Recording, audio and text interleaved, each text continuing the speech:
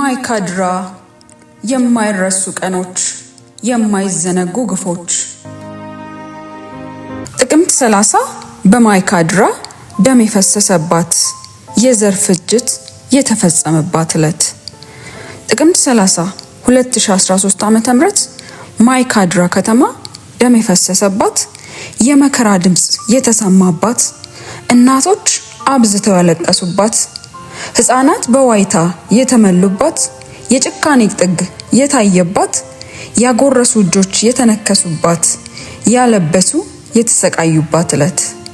ደጎቹ ያለ ኃጢያታቸው ተቀጡባት፣ እንግዳ ተቀባዮቹ ያለ በደላቸው የግፍ ጽዋን ተቀበሉባት፣ ተበዳይ ሆነው ሳለ እንደ በዳይ የተቆጠሩባት፣ ደግ አድራጊዎች ሆነው ሳለ እንደ ክፉ አድራጊ የታዩባት ቀን ጥቅምት 30። እናት የአብራኳን ክፋይ ያጣች፣ ጧሪና ቀባሪዋን በግፍ ተነጠቀች። ልጆች ወላጆቻቸውን ተነጠቁ፣ በሞት ጥላ ስር ተከበው ተጨነቁ።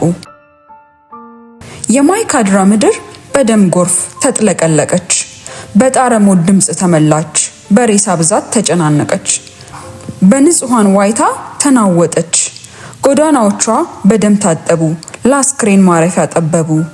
ዘር ጠፋባት፣ ማንነት እየተጠየቀ የግፍ ግፍ ተፈጸመባት።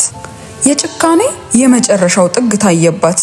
በማይካድራ ግድያ ብቻ አይደለም የተፈጸመው፣ ብዙዎች አካላቸው ጎሏል፣ እግራቸውን ተቆርጠዋል፣ እጃቸውን አጥተዋል።